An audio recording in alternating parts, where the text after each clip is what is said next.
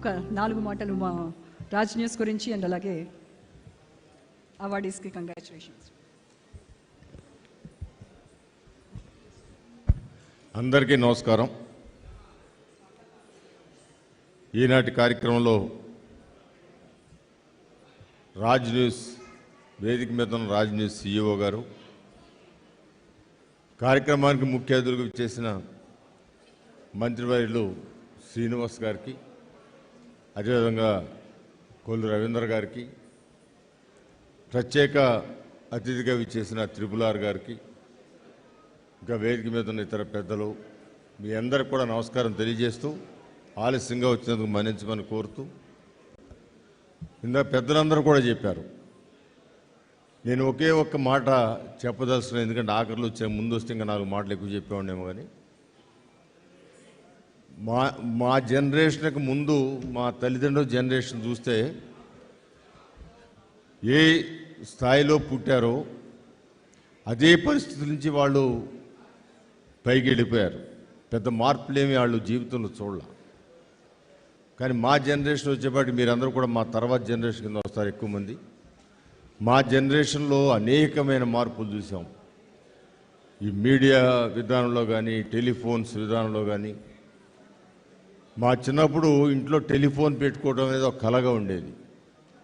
ఇంట్లో కాదు, ఊరికి ఒకటి ఉంటే చాలా గొప్పగా ఉండేది. అలాంటివి వాళ్ళ ప్రతి ఒక్కరి జేబుల్లో చేతుల్లో ఫోన్లు ఉంటా ఉన్నాయి.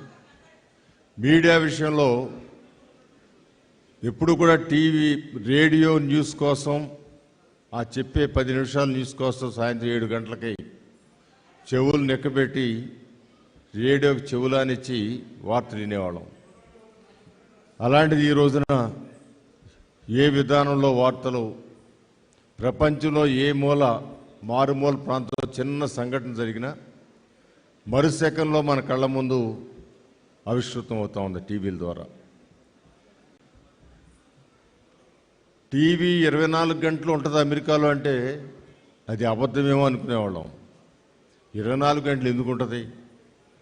మనకు దూరదర్శన్ వచ్చిన కొత్తలో 7 నుంచి 9 దాకా, అంటే ఆ 2 గంటలు కూడా అందరూ ఎలర్ట్ అయ్యి ఊళ్ళో ఒక టీవీ ఉంటే ఆ టీవీ చుట్టూ జనం కూర్చునేవాళ్ళు.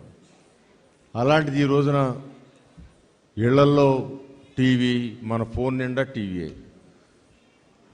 ఒక మాదిరి ఫోన్ నుంచి కూడా టీవీ లైవ్లుగా మనకు కనపడుతూ ఉంటాయి. అంత చేంజ్లు వచ్చాయి. ఇవాళ రాజ్ న్యూస్ ఒక మంచి కార్యక్రమానికి తెరలేపారు. వాళ్ళు మీడియా విధానంలోనే వాళ్ళ పని వాళ్ళు చూసుకోకుండా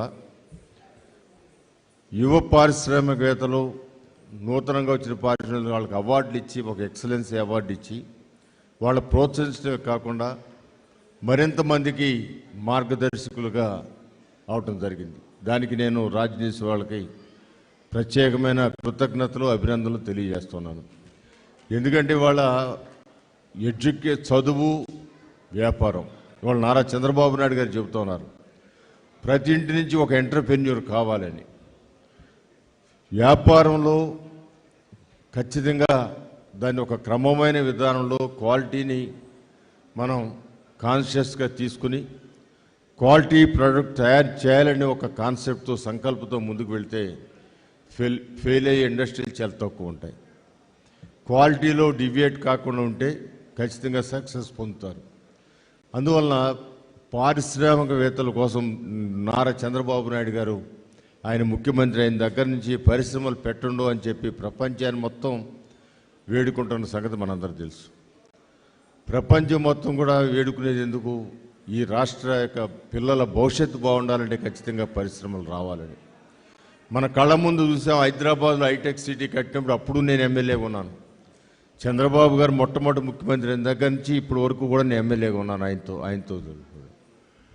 అప్పుడు ఆ రోజున హైటెక్ సిటీ ఒక బిల్డింగ్తో ఏం మార్పు వస్తుందని అనుకున్నాం మేము కూడా. నేను ఎందుకంటే శాసనసభ్యుడిగా ఉన్నాను, దాని శంకుస్థాపనకి వెళ్ళాను, ఆయన మీటింగ్లు విన్నాను, నేను ఆయనతో పాటు సమానంగా చదువుకున్నాను. కానీ ఆయన విజన్ వేరు, ఆయన ఆలోచన వేరు, ఆయన ముందు చూపు వేరు.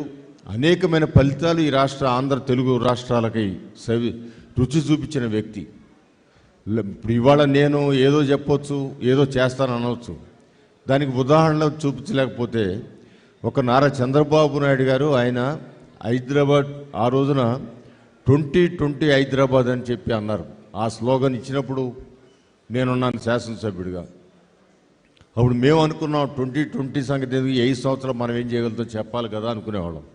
కానీ అదే 2020కి హైదరాబాద్ నగరం విశ్వవ్యాప్త నగరంగా అవటమే కాకుండా ప్రపంచ పటంలో ఒక ప్రముఖమైన స్థానంలో హైదరాబాద్ నగరం ఉందంటే అది చాలా గొప్ప విషయం. ఆ నగరం ఉండగానే ప్రపంచ పటం ఉంటే చాలు. ఇవాళ లక్షలాది మంది పిల్లలు 24 గంటలు వర్కులు చేస్తూ అక్కడ ఎంతోమంది యువకులు మంచి మంచి జీతాలు పొంది, ఆ రోజున 1500 రూపాయల జీతం అంటే చాలా గొప్ప జీతం ఆయన అనౌన్స్ చేసినప్పుడు. కానీ హైటెక్ వచ్చిన తర్వాత 30,000, 40,000, 1,00,000, 2 లక్షలు, 5 లక్షలు, కోటి రూపాయల జీతాల దాకా వెళ్ళిపోయిన సందర్భం ఉంది. అది ఒక పరిశ్రమ యొక్క శక్తి అలాంటిది. అందువలన మీరు రాజ్య న్యూస్ వాళ్ళు మంచి కాన్సెప్ట్తో, మంచి సంకల్పంతో ఈ కార్యక్రమం ఏర్పాటు చేసిన అందరికీ, వారి CEO గారికి మరి ప్రత్యేకంగా నేను ఆవిడకి అభినందనలు తెలియజేస్తూ, మరి రాజ్ న్యూస్ సిబ్బంది మొత్తానికి కూడా అందరికీ అభినందనలు తెలియజేస్తూ, నాకు ఈ అవకాశం, ఈ భాగ్యం కలిగించినందుకు మా మిత్రులు, నన్ను ఆహ్వానించిన మిత్రులందరూ కూడా మనస్ఫూర్తిగా కృతజ్ఞత తెలియజేస్తూ సెలవు తీసుకున్నాను. జై హింద్, జై జన్మభూమి. Thank you.